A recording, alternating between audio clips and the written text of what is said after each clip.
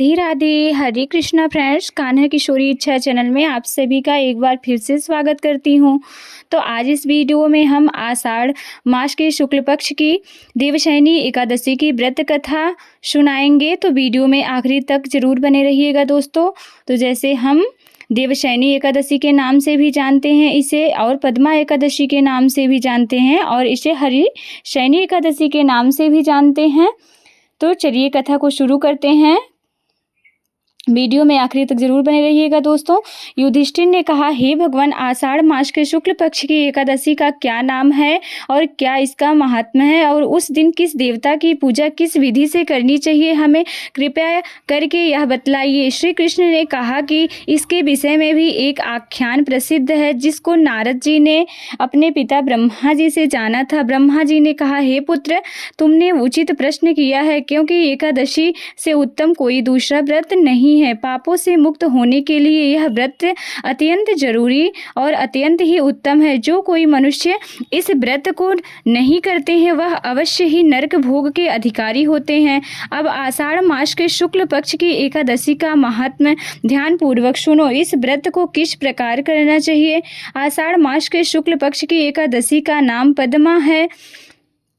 इस व्रत के करने से भगवान अत्यंत ही प्रसन्न होते हैं। यह कथा पौराणिक जिसके सुनने और कहने से घोर पाप भी छूट जाते हैं। सूर्य वंश में एक चक्रवर्ती, सत्यवर्ती और अत्यंत ही प्रभावशाली मानधाता नामक राजा उत्पन्न हुआ था। वह अपनी प्रजा का पालन पुत्र से सदृश करता हुआ अधिक समय तक राज्य किया था। किसी कारणवश पूर्व कर्म के फल से उसके राज्य में जल वृष्टि न हुई, जिससे क्षुधा से पीड़ित होकर उसकी प्रजा अत्यंत ही कष्ट को प्राप्त हुई और अन्न भाव से यज्ञ एवं वेदा अध्ययन आदि सभी धर्म कार्य उसके राज्य में बंद हो गए। कुछ काल के उपरांत क्षुधा से व्याकुल प्रजाजन आपस में सम्मिलित करके राजा के पास गए और हाथ जोड़कर अत्यंत ही नम्रता के साथ कहे, हे महाराज, सभी सृष्टि का मूल कारण वर्षा ही है। वर्षा के ना होने पर आपकी सारी प्रजा क्षुधा से व्याकुल होकर तड़प रही है।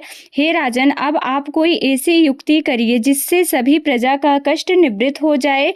इस प्रकार प्रजा के दीन वचनों को सुनकर राजा ने कहा कि आप सब लोग सत्य ही कह रहे हैं।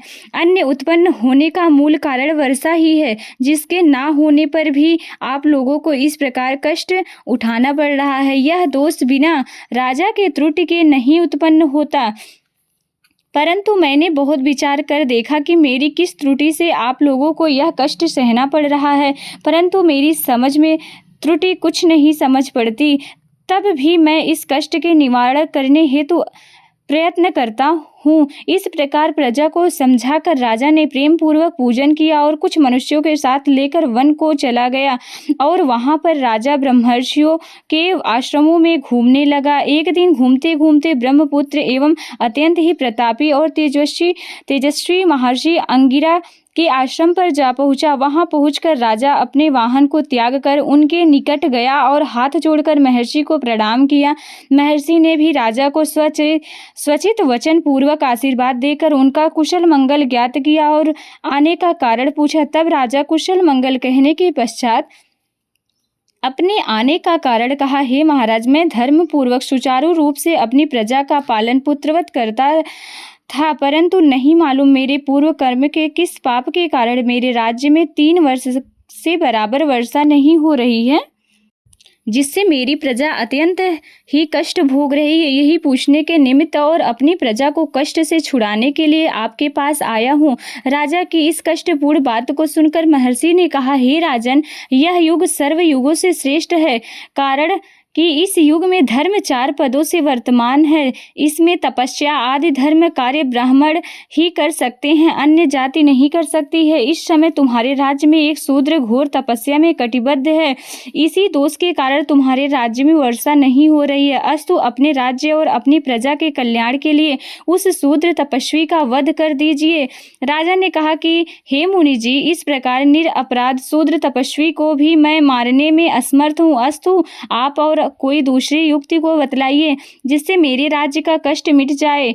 तब मुनि ने कहा, अगर यह बात है तो तुम आषाढ़ मास के शुक्ल पक्ष की पद्मा नामक एकादशी का व्रत करो। यह व्रत अत्यंत ही महात्मशाली है और इसके करने से तुम्हारे राज्य का सब कष्ट दूर हो जाएगा। इस व्रत को तुम अपनी सब प्रजा के साथ प्रेम पूर्वक करो। इस प्रकार मुनि की आज्ञा से शिरोधार्य करके राजा अपने घर चला आया और सब प्रजा सहित आषाढ़ मास के शुक्ल पक्ष की पद्मा नामक एकादशी का व्रत प्रेम पूर्वक किया। उस व्रत के प्रभाव से राजा के राज्य में उत्तम वृष्टि हुई और पृथ्वी जल से परिपूर्ण हो गई। भगवान की कृपा से प्रजा का कष्ट मुक्त हो गया। इसलिए इस व्रत को सभी मनुष्यों को करना चाहिए। यह व्रत मुक्ति को प्रदान करने वाला एवं अत्यंत ही फल को देने वाला है। इसको पढ़ने और सुनने से मनुष्यों के घोर पाप नष्ट हो जाते हैं।